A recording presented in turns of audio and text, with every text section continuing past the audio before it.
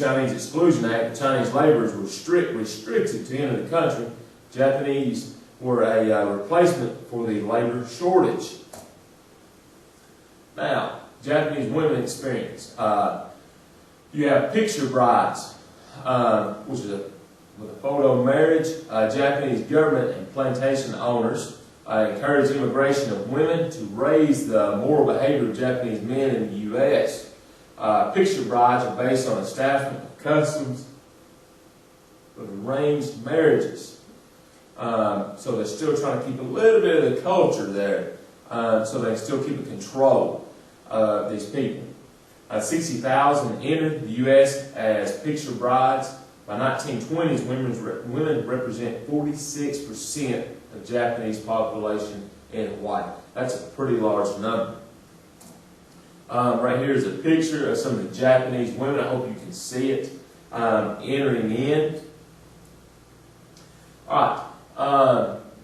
You have discrimination against Japanese entry into America in 1906. You've got the law segregates whites and Asians in schools. It was modeled on the Jim Crow laws. 1913 had the denial of rights to own land to persons ineligible for citizenship is aimed at Japanese farmers. In 1924, you have the Immigration Act that denies entry to virtually all Asians. All right.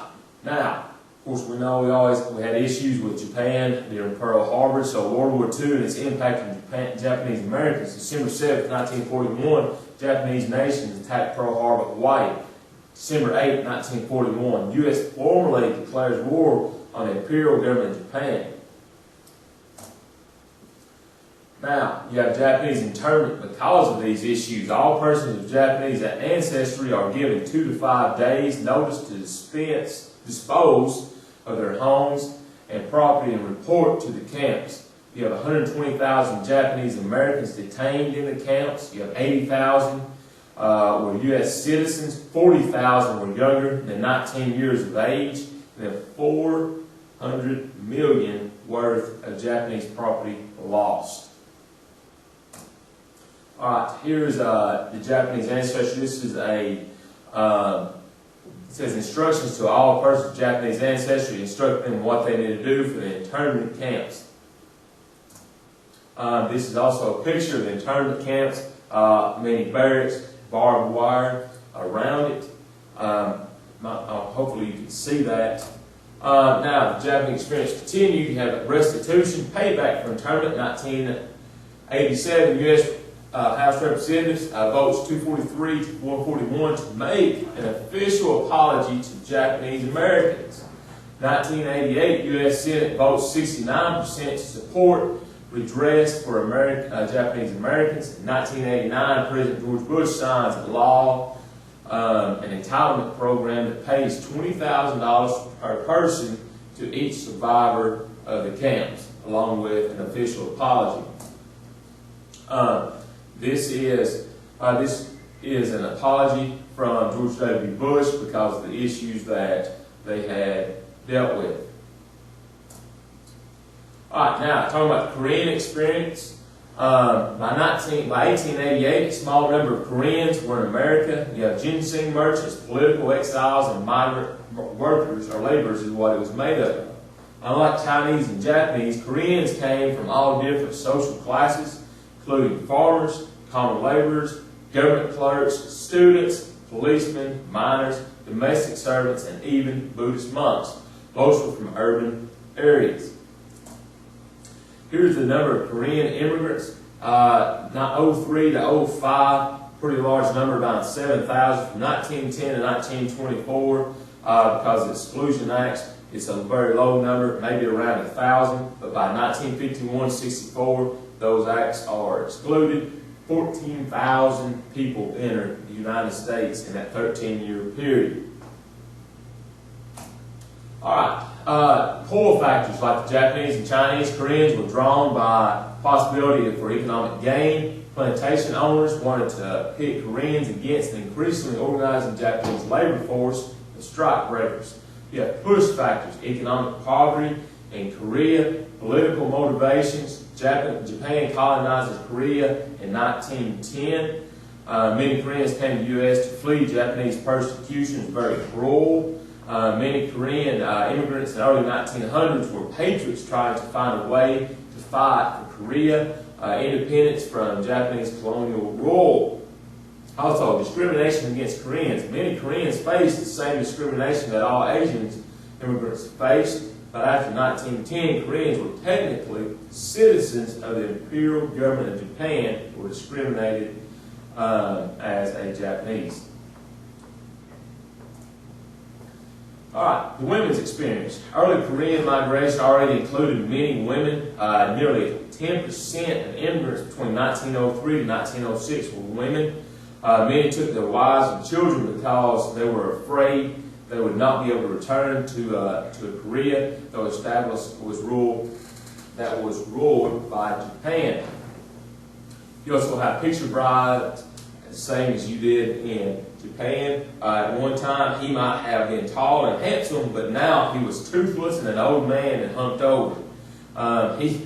When he went for a haircut, they teased him and called him names, probably because he had no hair. I was helplessly married now. Park Soon-ha.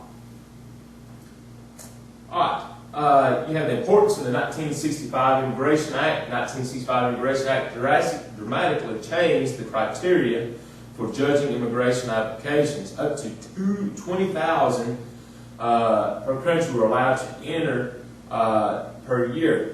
Nationally, or national origin was no longer a criteria used to influence immigration chances, because Asian immigration was severely restricted before 1965. This new act helped many Asian groups enter into America. That's the reason why you see that large influx in Korea.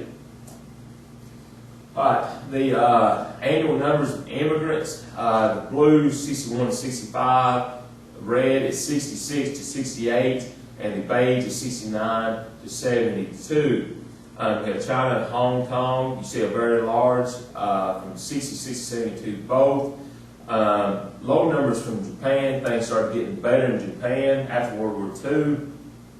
Then for Korea, you have a large number from 69 to 72, and a lot of issues there were because of the dictatorship and the harsh, cruel treatment they went through. All right. From Chinese, Japanese, Korean, Asian Americans. What happens to Chinese, Japanese, Koreans who have been in the United States for a long time, their entire lives, the second generation beyond? How are Asians portrayed in the larger public image?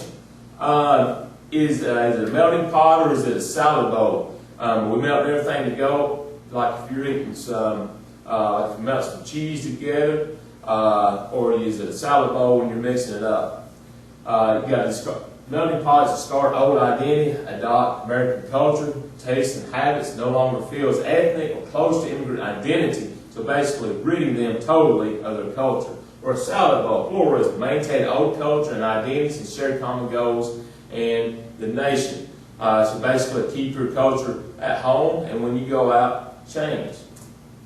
Here's some different images of basketball players, baseball players, people that are fans in the upper right-hand corner. These are some of the images that they've taken on, these people. Here's some different images. Again, I don't mean anything by this. On the left-hand side, you have the geek, or on the right-hand side, you have the Asian beauty. Understanding identity and transformation. You have social identity theory. Is multiple social identities, example, ethnic, gender, class, student, son, daughter, etc. These identities depend on the context of the situation where they live, what are they going through, what's the pressure on them. You have in-group and out-group. The in-group identifies or formed in reaction to an out-group. You also have Asian American identities formed in reaction to the experiences Asians face in the U.S. Alright, some different educational struggles that they've gone through. You had a denial of educational opportunities early on. Example, you got the California School Code in 1872 where whites said they would not go to school with them. Then they were forced to go to school with someone else. You have example, Mississippi Chinese forced to attend schools segregated by black schools. In 1914, you had the founding of the Japanese Education Society.